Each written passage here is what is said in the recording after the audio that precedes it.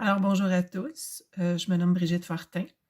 Comme vous le savez déjà, pour la plupart d'entre vous, j'occupais le poste, depuis 7 ans déjà, de directrice générale au sein du groupe d'entraide GEM. 7 années qui ont passé très vite et qui ont été pour moi, très enrichissantes et nourrissantes, qui m'ont permises de me réaliser professionnellement. J'ai décidé dernièrement de remettre le flambeau à une autre personne.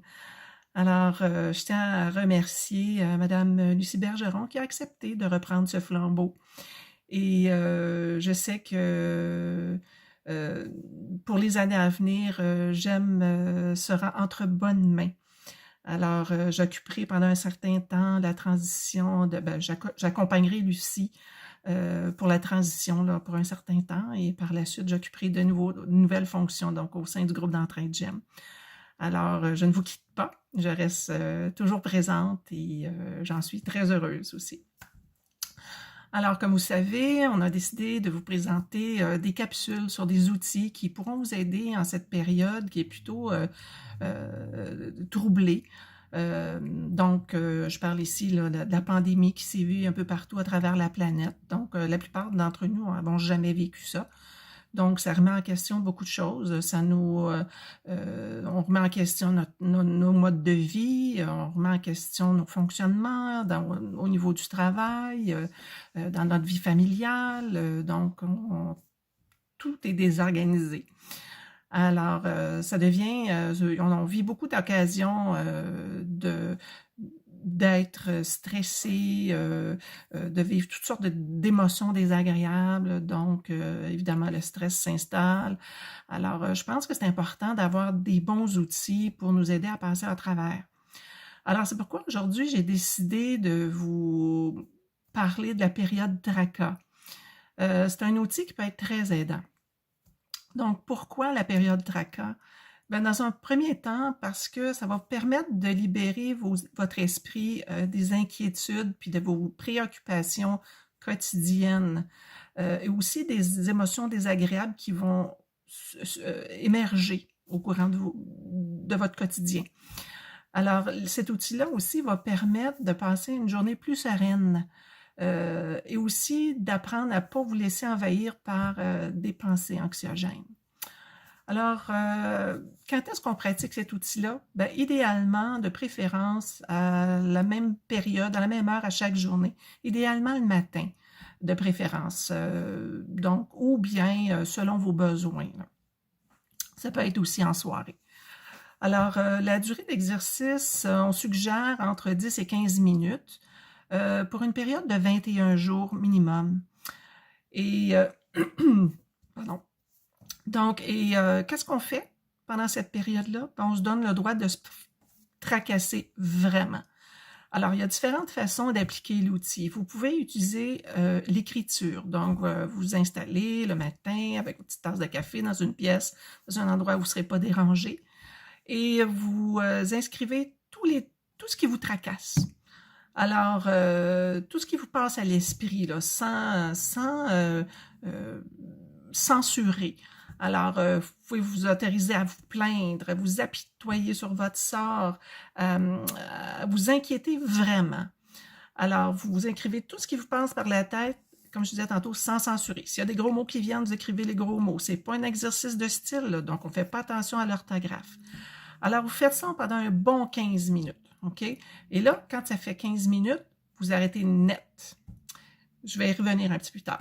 Alors, une autre façon d'appliquer la technique, c'est de vous défouler, OK? Indépendamment de ce que vous vivez comme émotion.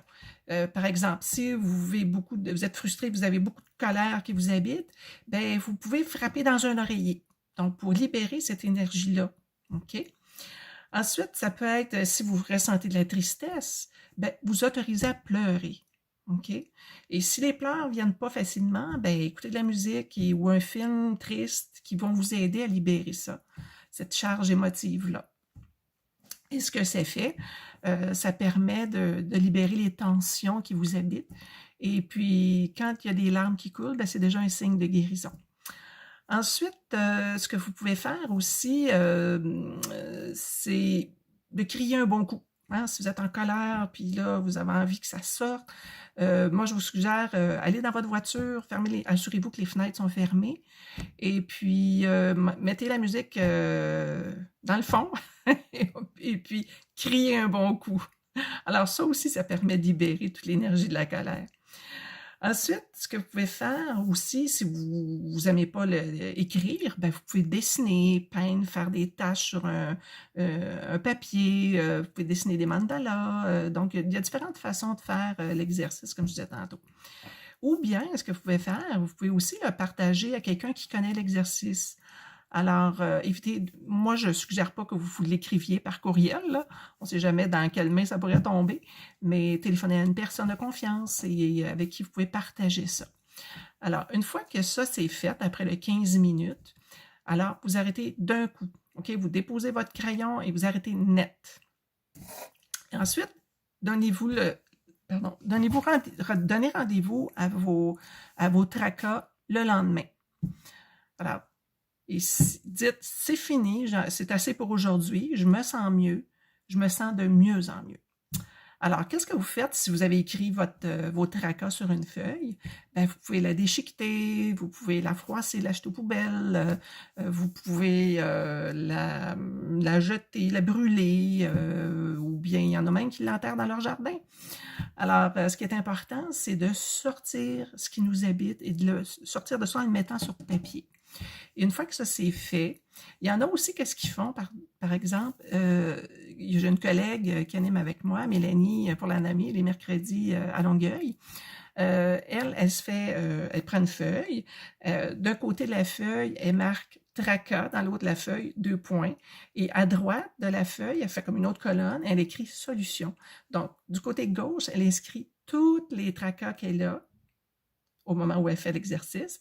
Et à droite, elle écrit toutes les solutions, sans, même les plus farfelues, là, ça n'a pas d'importance. Tout ce qui lui passe par la tête, elle les écrit, même si ça ne fait pas de sens. Et souvent, elle va trouver des solutions à ses problèmes.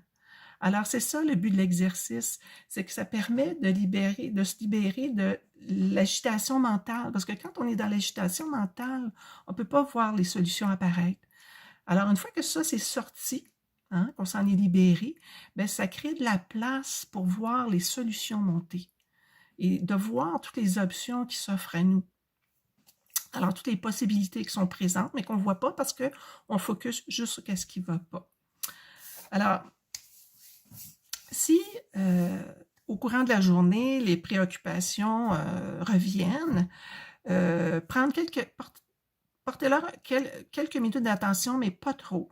Vous leur dites, bon, que le rendez-vous est prévu pour le lendemain et que maintenant, vous ne voulez pas être dérangé par vos préoccupations. Alors, occupez votre esprit aussi en faisant des choses simples, mais qui vont mobiliser votre attention et qui vont vous empêcher de repartir dans vos pensées anxiogènes. Ça peut être je sais pas moi, en faisant des casse-têtes, en tricotant, en faisant de la peinture, en jouant de la musique, en lisant un livre, en regardant des photos dans un magazine. Donc, tout ce qui va mobiliser votre attention et qui va vous garder dans le moment présent. Alors, à force de pratiquer cet outil-là, vous allez voir qu'après un certain temps, quand vous allez vous asseoir le matin pour faire votre exercice, vous allez vous rendre compte que la liste des tracas va diminuer de jour en jour.